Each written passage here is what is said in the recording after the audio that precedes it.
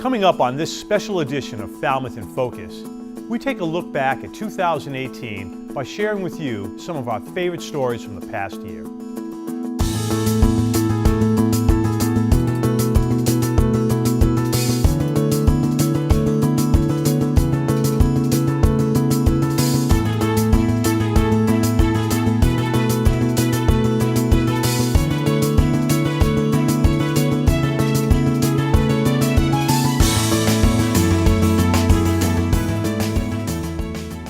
Hello and welcome to this special edition of Falmouth in Focus, FCTV's current affairs program. I'm your host, Michael Kasparian. 2018 was a fascinating year in Falmouth, and we brought you some of the important people, places, and events that shaped our town. We began the year by sitting down with Nicole Goldman of the Falmouth Historical Commission to discuss the changes and possible expansion of the Woods Hole Historic District. My name is Nicole Goldman, and I'm the Vice Chair of the Falmouth Historical Commission. The Commission is charged with a couple of things, both regulatory and advocacy. So we regulate the historic districts in Falmouth, and there are 7 of those, and we also work to promote historic preservation in the town. We began to look at the Woods Hole District as a specific area of interest because I personally actually noticed that we were having a lot of different developments going on in the village. You know, we review properties that come up for renovation or change in some way, and we have to look at them basically as an isolated situation. That seemed to me that would not do justice to the area because there were all of these very complicated developments and some very large developments going on. And I didn't get a whole lot of answers at the very local level, so I looked on and found people at the Cape Cod Commission who said, yes, we can help you with that. So that was the impetus, asking questions, thinking about smart growth, concerned about development, and the specific answer for the Historical Commission is, how do we preserve the village character when all these developments are going on? We've gotten through several of the steps already. The Cape Cod Commission is very careful in mapping out a project scope that had to be signed off on not only by the Historical Commission, but by the Planning Department and the town manager, I believe, as well as the selectmen. So a contract was signed so they know what the scope is, and it's restricted to that. We went through the project scope development phase. The primary concerns in that being looking at the zoning issues, looking at pedestrian and bicycle access to influence traffic calming options. We also are looking at the village character issue, and specifically with regard to view sheds and underutilized spaces that might be turned to public benefit, as well as the historical district boundaries. The public process is just very important in this because these are the people who live and work there. Some of these people and their families have been there for, I'm not exaggerating by saying hundreds of years, from the original fishing village up now into a very sophisticated, scientific, cultural, educational, yet residential and tight-knit community. So we are already looking at ways and funding to make sure that we don't just get another study, we get a study that can be put to work. The Woods Hole Historic District study will continue to be a topic of discussion in 2019. In our 3 Things from Town Hall segment, we'll take a look at 3 of the important issues from town government that impacted Falmouth in 2018. Earlier this year, the town of Falmouth began moving many of their archives out of Town Hall to a new location. Since I've been here, and probably before that, where the town has been in a situation where we've talked about trying to improve the way we handle and store documents. They had been stored in the basement underneath the selectmen's meeting room. Has been a storage room for our documents, and it's that basement room in town hall is in a flood zone, so it wasn't the ideal situation. So again, for the last 20 years or so, they've been trying to relocate that room, and to identify a building or a room or a space that was available to do this has always been a challenge until we opened the new water filtration plant on Long Pond, and this the building that we're in today is the old water filtration building, and we're using one room in that building for our document storage. It's an historic building. It's actually a very beautiful building, and we're using one of the rooms out of a kind of a segmented building. It's almost a perfect fit for the documents that we have to store, because you need to have a building that has limited access, and because we're right near the water source for the town, this building requires that there's limited access coming down here. So it's actually a good use of the room, and we've looked at other different places throughout the town, and we've never been able to come to agreement on where these documents should go. So I think we've found a good place for them to find a home for. One of the major topics of conversation in 2018 was the proposed widening of Route 28. The Falmouth Selectmen held multiple listening sessions for public input, and FCTV was there. And we wanted to make an announcement about the fact that we had heard the input to include that folks wanted a citizens committee. So if there's a committee formed, then people can make those kind of statements. Why Sandwich Road works the way it is, why our intersection works, what do you really want for your town? Because this is your town, and it's not just being designed by a couple people. We all have input, and I think these people are willing to listen. So hopefully a committee will be formed shortly, and we'll be able to go from there. Construction finally began on the new senior center in 2018. The project should be complete by early fall 2019. We have been waiting for this project for many years, and we're all very excited to finally see the shovel in the ground and work beginning. This is a project that will benefit all Falmouth seniors and their caregivers and their families, and it's been a long time coming, and those seniors have been looking forward to it. To keep up to date with everything happening in town government, you can rely on FCTV's Government Channel 15. We're going to take a quick break, but when we return, we'll be looking at some of our favorite stories from this past winter.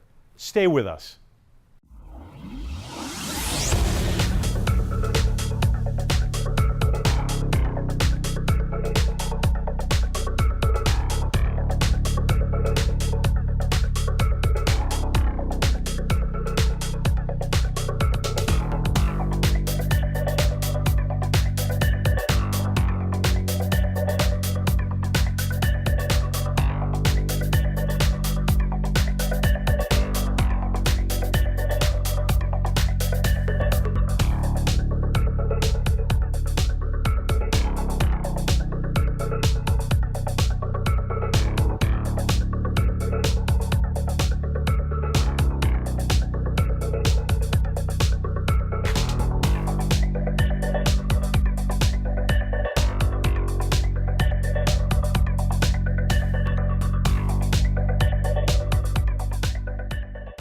Since 2015, the Steve Cishek Wiffle Ball Classic has been raising money for youth baseball leagues here in Falmouth.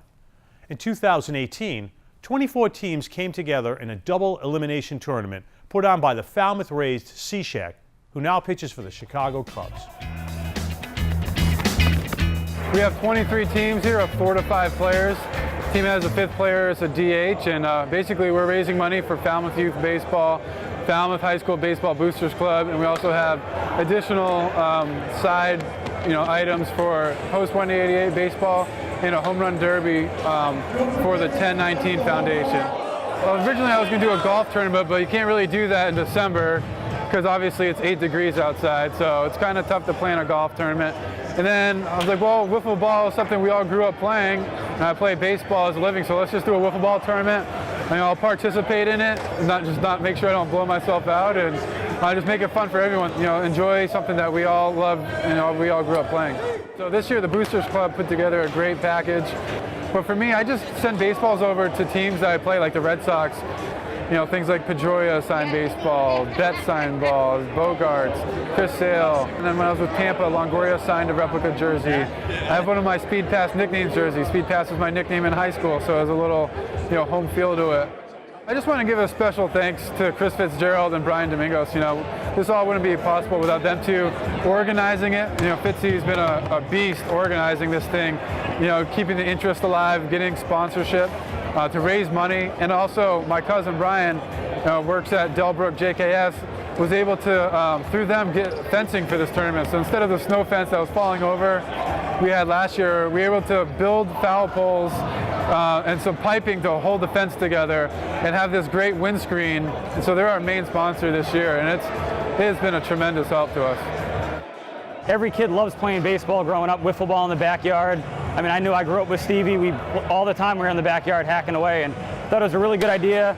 You don't get to play wiffle ball as a grown-up anymore. Like maybe here and there, like a cookout in the summer, maybe if you're lucky, but kind of like you're, back in 10 years old, 15 years old again. It's a lot of fun.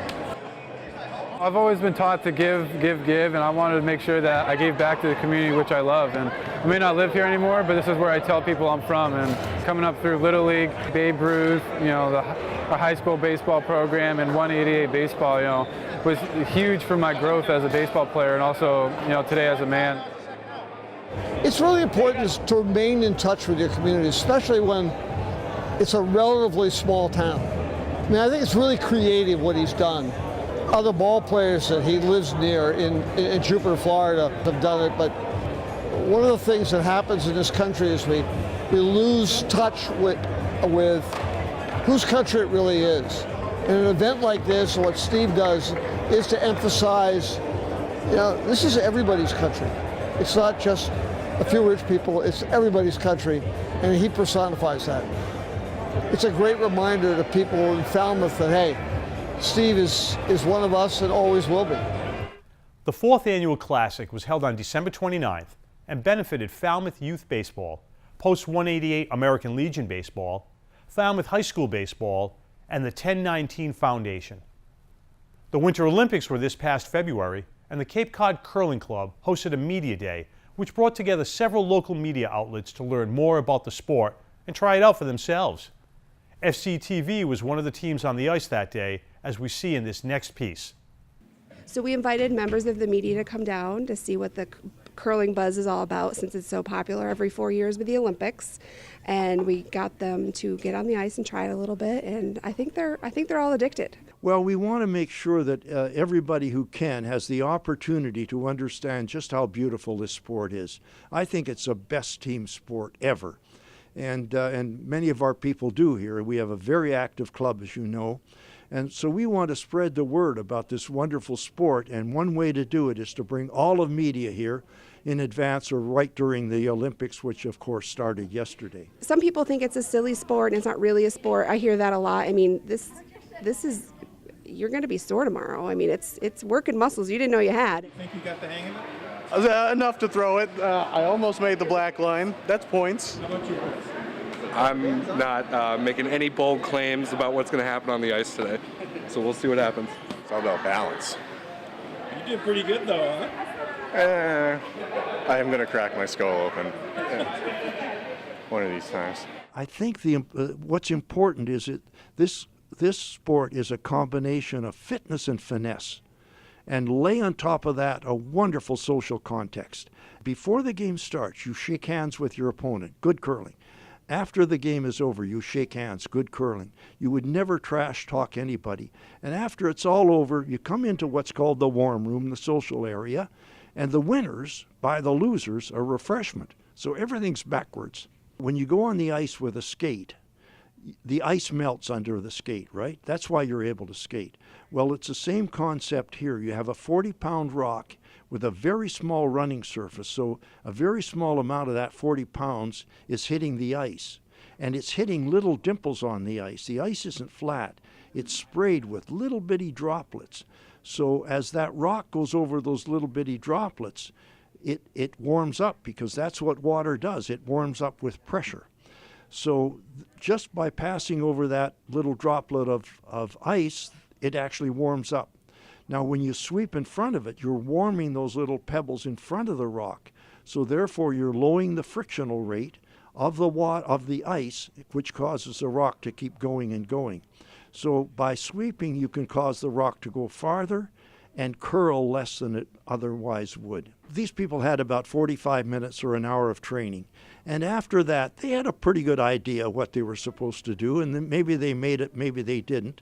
But as they say, they got a rock in the house, which means that you hit the circles. And so just after a short time period, you're good enough to get it down and into the other end and do what it's supposed to do.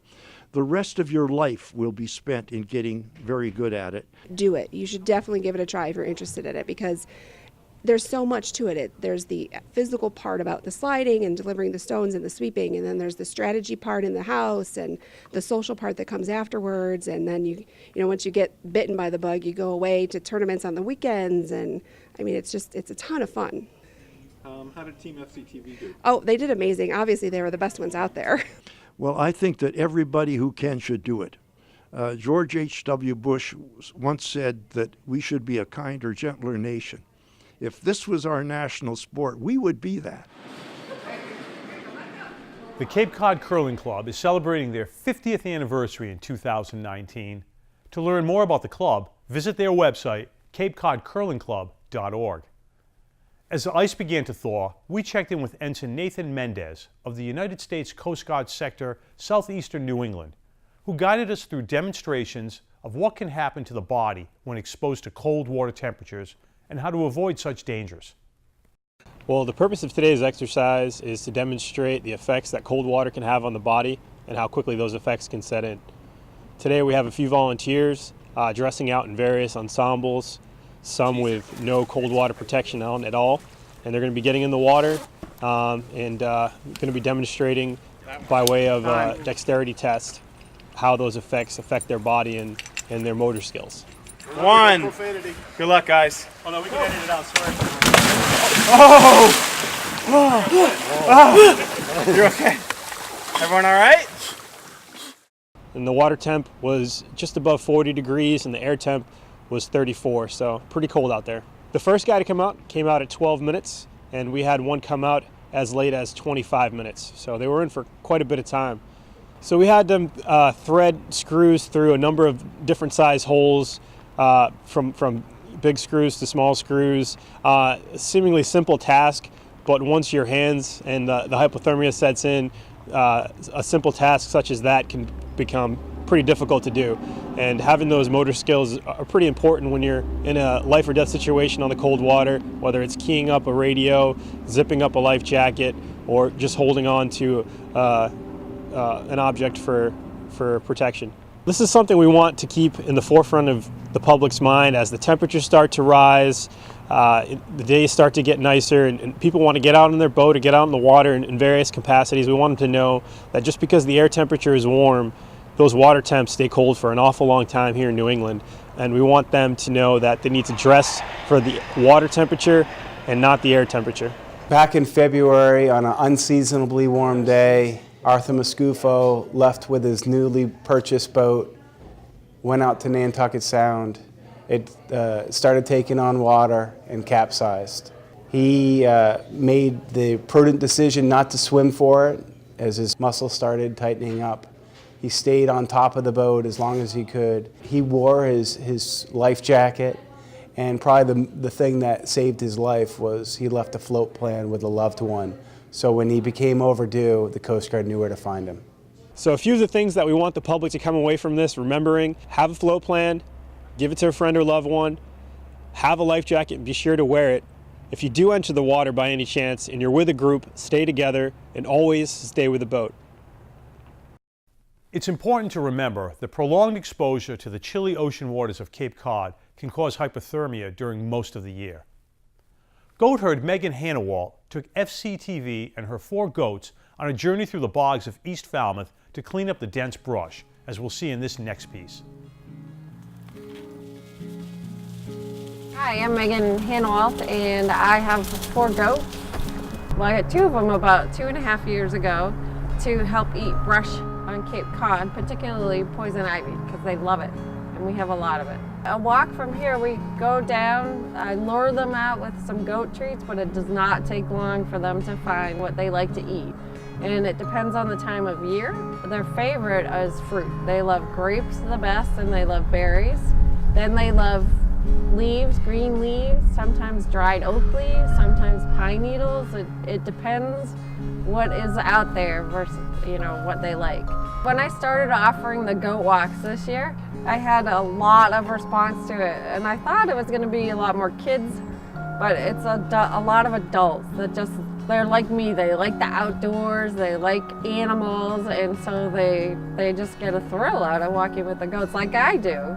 There's some great reasons to use goats for brush clearing. The primary one is because that's what goats do. They eat brush.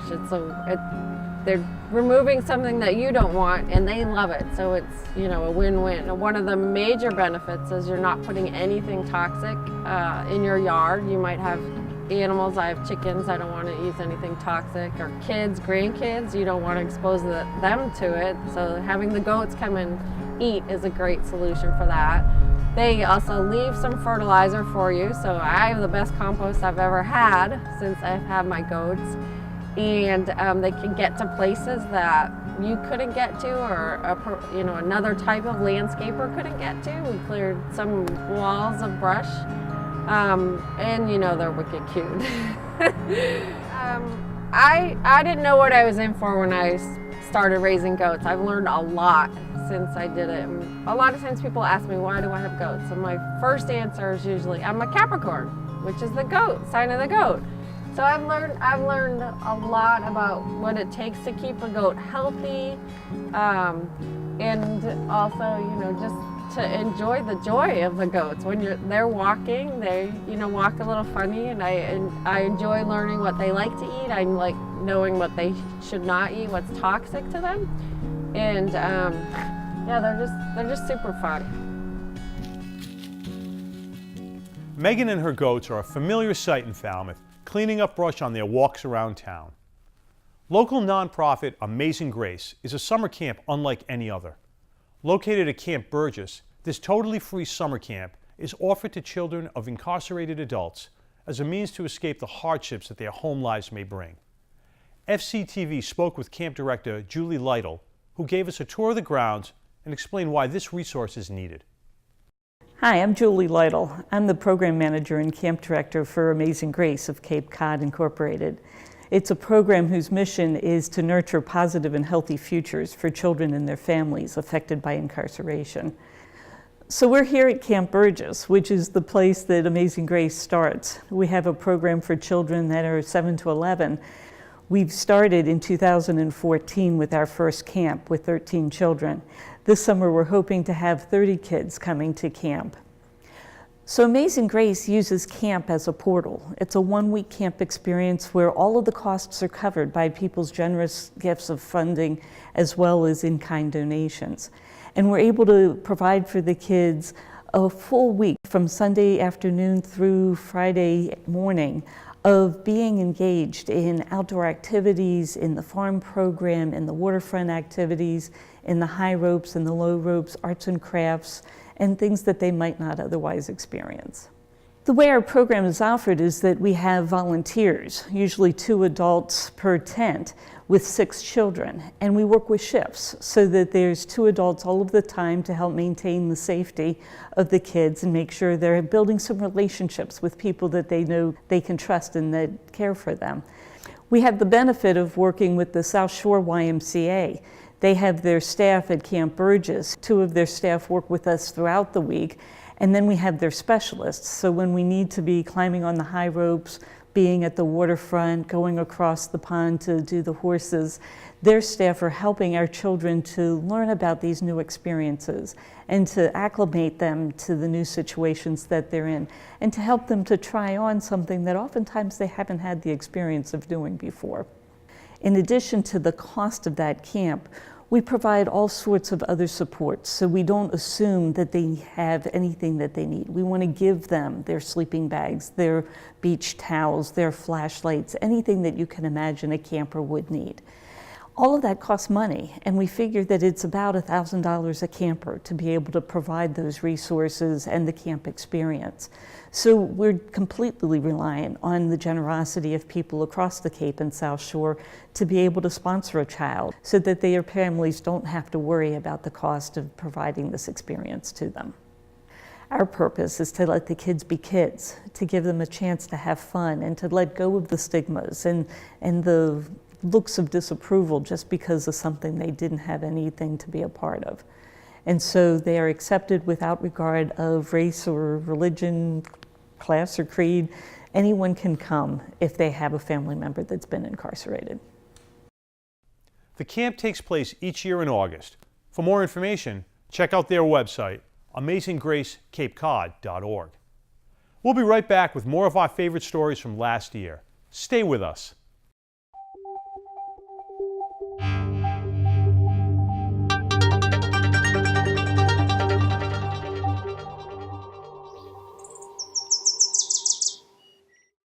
The ribbon cutting at Dexters Mill Crossing marked the completion of Phase 1 of the Coonamessett River Restoration Project.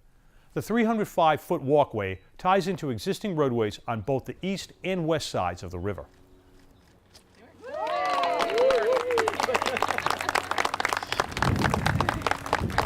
We're here today to officially open Dexters Mill Crossing. This boardwalk spanning the river and its floodplain is named for the first grist mill established at this very site in 1700. Now, more than 300 years later, the river runs free. Well, one of the goals is to restore the natural habitat, to rewild the wetland. Another very important, equally important goal is to provide opportunities for the people of Falmouth and for visitors to get out into nature. In order to cross a floodplain, you need to have a boardwalk, otherwise you're going to be walking in mud. So we built this boardwalk. It spans the river, crosses the river, and in this lower part of the river, we will have about a mile-long lower loop, and so we'll have another boardwalk at the north part of the floodplain to replace Middle Dam that's there. Middle Dam will be removed, and that whole floodplain will be continuous. This vista we see before us may not look like much right now. I mean, frankly, it looks like a moonscape, but this is going to be the ultimate ugly duckling. As soon as the weather warms up, whenever that happens, it's been a little late this year, but the seeds and plants will burst open and green up. These 17 restored acres will look very different in just a few short months, and within a few years it will be spectacular. We're doing a lot of talking now about the healing power of land and just the fact that we have these natural areas in our town that we can go to and use. So making them accessible and safe and having environmental education opportunities is really the key. Today is an achievement for people who were able to think and work together, people of different backgrounds, very different philosophies that came together in the interest of returning the flow for the first time in 300 years. Think of that, 300 years ago people stood on this very spot and enjoyed this natural beauty. And today, as a community, we get to do that again. This part of the project has involved 17 different organizations, plus lots of volunteers. For instance, volunteers for the 300 Committee and especially for the Coonamessett River Trust have literally put thousands of hours of volunteer time. And so it has been a community effort. Most people, when I ask them to do a job, they're more than willing to help. This project is so important to bringing back the natural heritage of this region. We dammed these rivers, one of them being right here for Dexters Mill. We dammed the Quashnet, we dammed the Childs River, and now we're working diligently to take those dams down, to learn from our history, to allow the fish to flow, to allow the natural beauty of these regions to come together. Funds to construct the next boardwalk at Swift's Crossing were recently approved at town meeting and will tie into the 1-mile loop around Lower Bog. Next, we checked in with Assistant Falmouth Harbor Master Bob Watson to get an update on the mooring regulations in town. Hi, I'm Bob Watson, one of the 3 Assistant Harbor Masters here in Falmouth, Massachusetts, working under the Harbor Master and the Marine Environmental Sciences Department. We have, as Assistant Harbor Masters, we have a multiple of duties, but under those duties, we work with the marina here in town and we help coordinate the mooring structure. As you see behind me, we have mooring slips, approximately 100 slips here in the harbor in Falmouth. We also, if you have a boat and want to locate it in Falmouth, we have mooring fields. We have 14 harbors in the town of Falmouth. Each of those harbors contain numerous moorings. We have over 3,000 moorings in Falmouth, and one of the things that we have seen is an immense demand for slips and for moorings in the community. The demand continues to grow. And all our mooring fields are full at the present time. If you want to apply or obtain a mooring, you have to get in the waiting list. That also applies to the slips again that you see. Moorings come in various sizes according to the boat that would fit upon them. And I think as you look at various harbors in town, some are more accommodating to sailboats and larger craft, but each harbor has its own personality, I would say, and we coordinate efforts of people to try to get their moorings in town. We've had some changes in the regulations, and I suppose the biggest change, the one we've heard most about, is the transfer rule. In the past, you could transfer your mooring to any blood relative, and now we've changed that to be more immediate family. You can no longer transfer your mooring to a sibling or an uncle or a niece. It has to be within the immediate family, spouse, son, daughter. There's a $100 fee which goes along with the transfer process. You also are now allowed to add a name to the mooring if you have it. And again, the same rules apply in terms of relationship to the owner, and you can only make one change per mooring per a 12-month period. One of the things that I think the Harbor Master has done a wonderful job at is gone out and accessed money to create and build up-to-date and new boating ramps. So if you have a boat on a trailer, I don't think there's ever been a day when we've turned people away. One of the things I've found the joy of working in this office is the people that I run to on a daily basis and how impressed they are with Falmouth, the marina, our whole setup, our whole waterway structure. Boat owners who come in and use our slips constantly are telling me what a wonderful place we have, what a friendly town. The amenities around the harbor are second to none. The cleanliness of the harbor and other kinds of things. And we offer so much to so many. It's great to hear that on a daily basis. I'm proud to be a Falmouth citizen. It's with great pride that we do that. Boat owners in Falmouth should check out the town's website to get the latest information on mooring application deadlines and changes to regulations.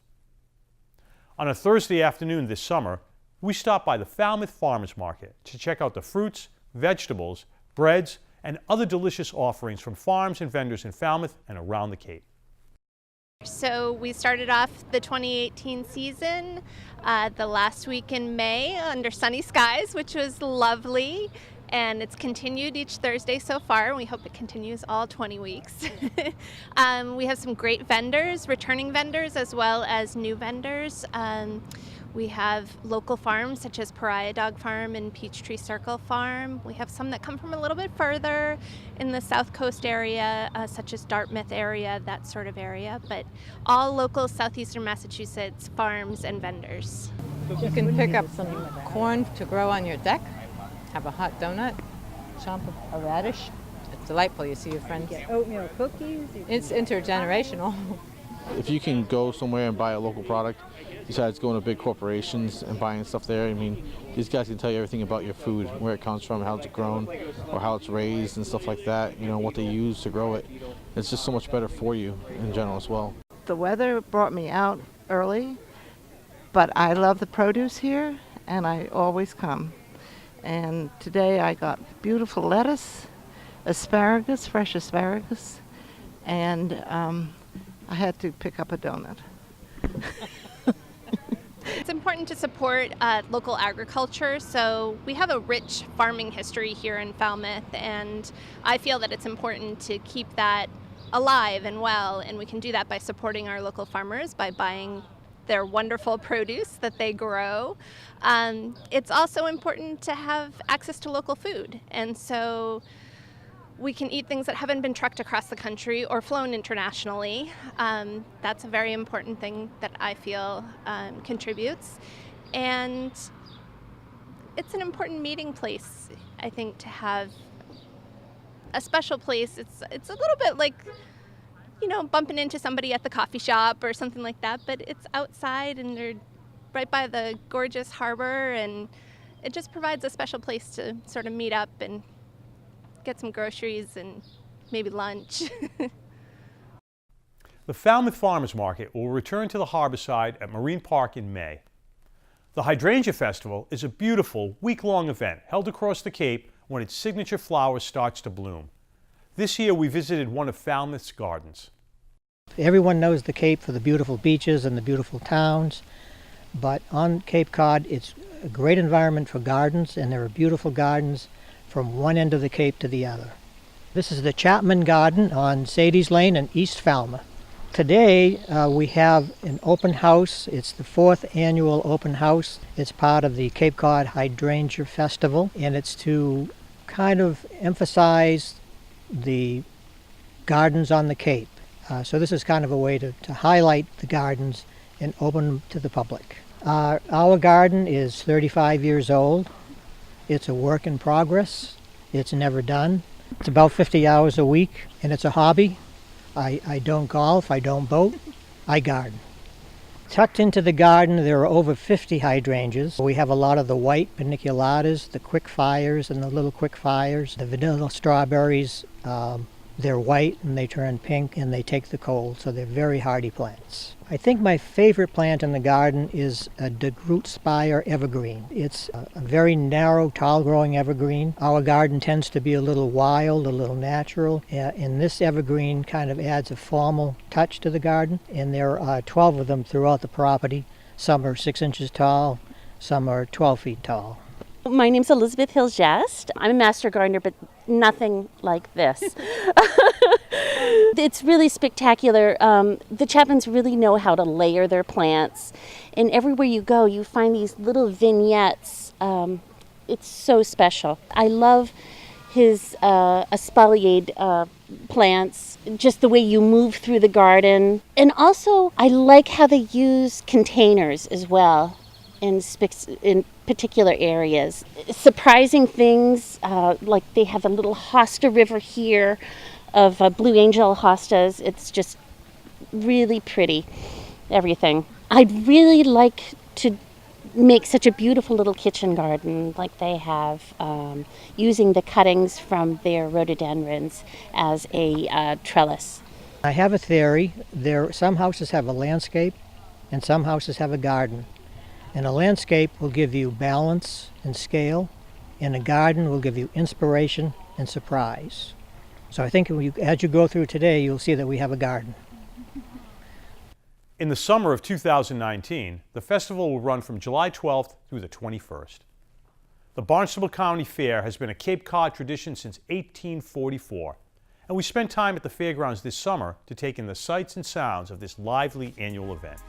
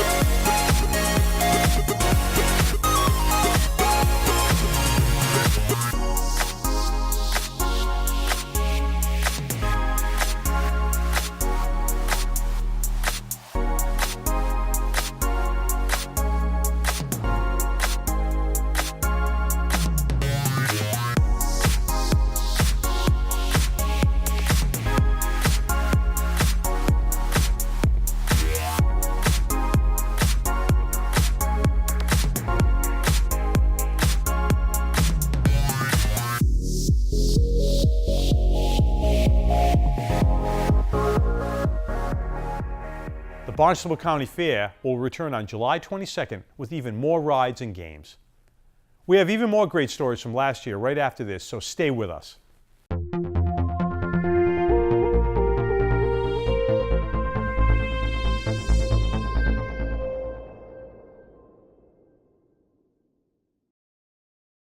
The College Light Opera Company celebrated its 50th season last year. Clock provides an invaluable learning experience for our nation's young artists while at the same time staging exciting, fresh productions for the enjoyment of Cape audiences. College Light Opera Company was founded in 1969 by a couple of like-minded young people who had been members of the Oberlin, Gilbert and Sullivan Singers, a group which performed here at the Highfield Theater for several years, doing mostly Gilbert and Sullivan, but also other light opera pieces. Oberlin College decided to close down the operation in '68, and so a group of talented young individuals got together and said this is too special to let this stop, and they formed CLOC, or the College Light Opera Company.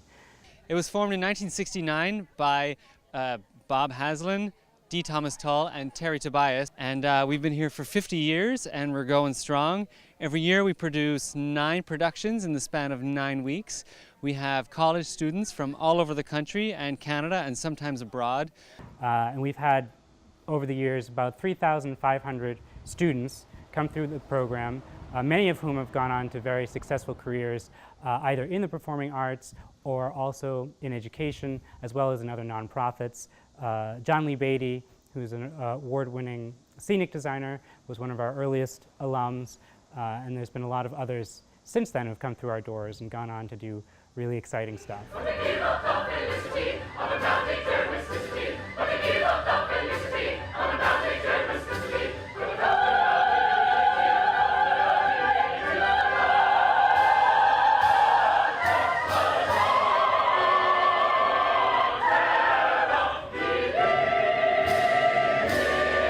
The 50th Gala Jubilee includes just a great mix-up of musical theater classics. We do an homage to Bernstein, also Gilbert and Sullivan is in there, as well as plenty of Rodgers and Hammerstein, and other pieces from shows that have really been successful and popular here at College Light Opera Company. So it's really exciting and wonderful to see all of these alum from past years come back. It's really interesting to listen to them talk to each other because they have all gone through this program different times the last 50 years, and they all have the same experience, even though they don't know each other. You know, someone comes from '86 and they meet someone from '92, and they've maybe never seen each other before, but they've gone through this program, they've had the same experiences, so they automatically have that connection, and they have a lot to talk about. So it's really exciting to see them all in one place.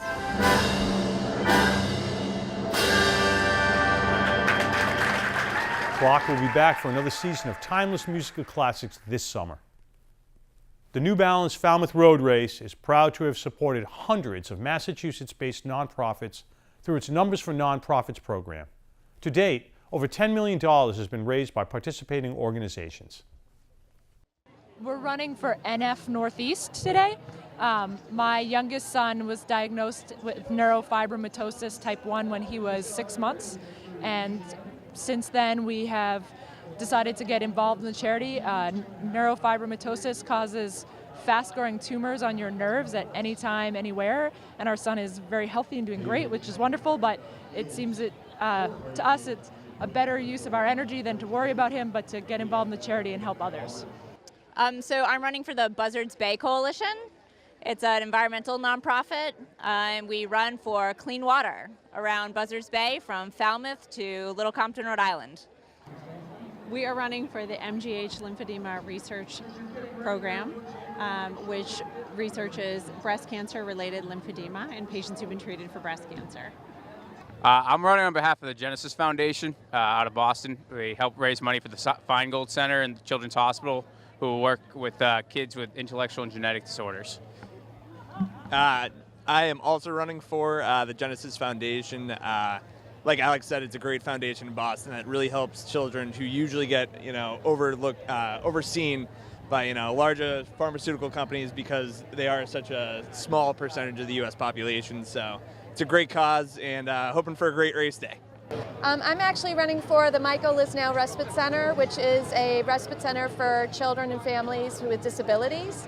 So I've raised money and decided to go as Wonder Woman because they asked what my occupation was, and the closest one was superhero.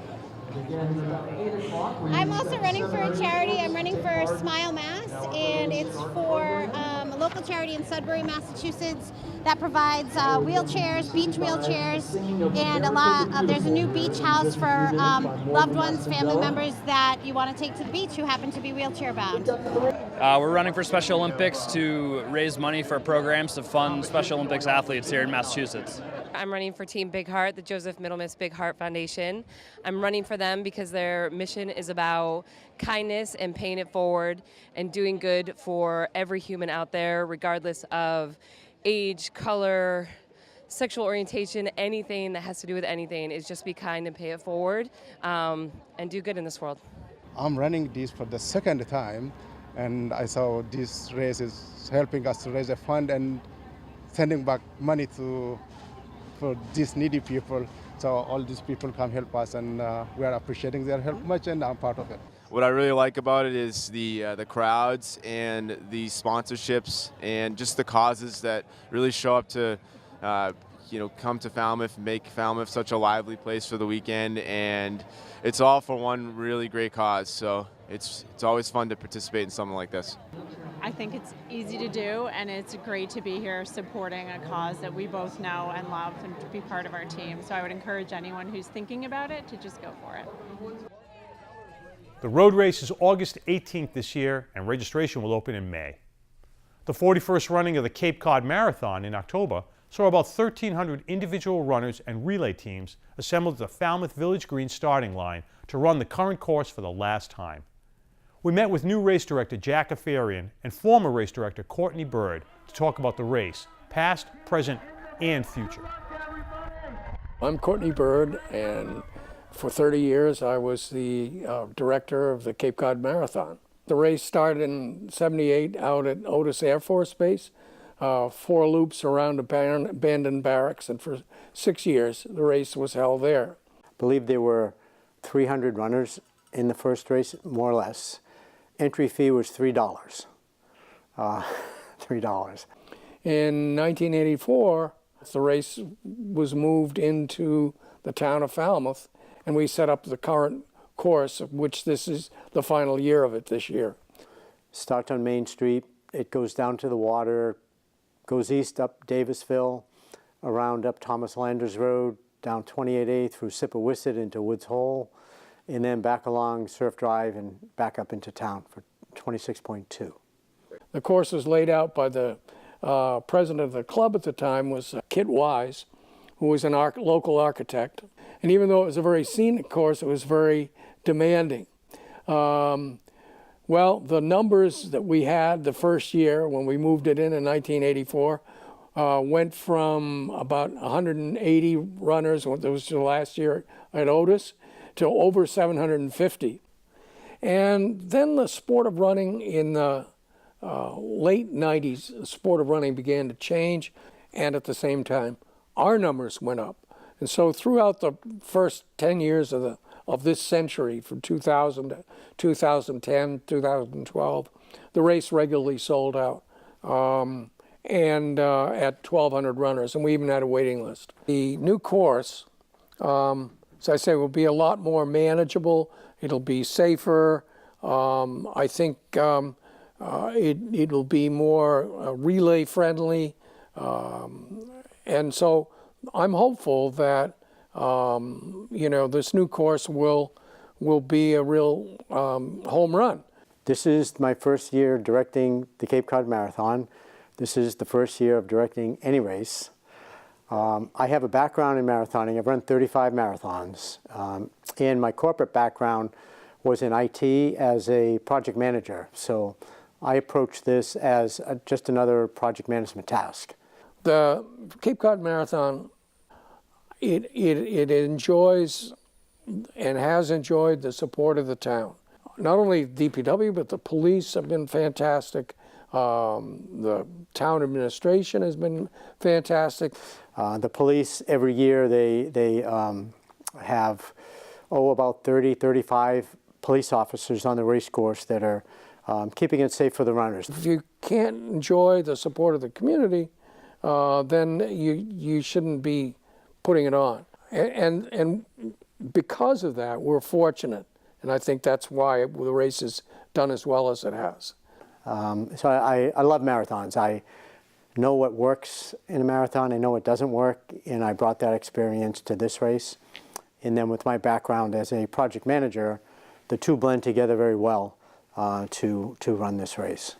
I think that event would not happen without the 700, 800 volunteers who give of their time. And that's what makes it a community event.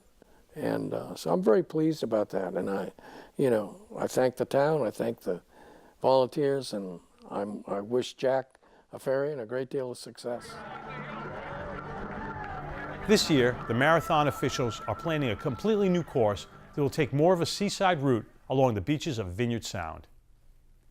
One of the longest running programs of local nonprofit volunteers in public schools is the Across Age Science Teaching, or CAST program. With a focus on peer teaching, CAST finds 8th grade students teaching 3rd grade students and has shown great results. In this next piece, we speak with the program's director, Grace Simpkins, about this tried and true method of teaching. The CAST program is cross-age science teaching. So what we do is we train the 8th graders on how to teach science. We show them how to make it dynamic and active, and then we take them into the 3rd grade classrooms in all 4 elementary schools, and they get to teach circuits to their own small group of 3rd graders. So it's a really great program because it's a chance for 3rd graders to learn from students that are very similar to their peers. They're learning from other students, and that makes it exciting for them. And it's a great opportunity for the 8th graders because they get a chance to share their knowledge with someone else and see the excitement that the 3rd graders have in not only learning science, but learning from them.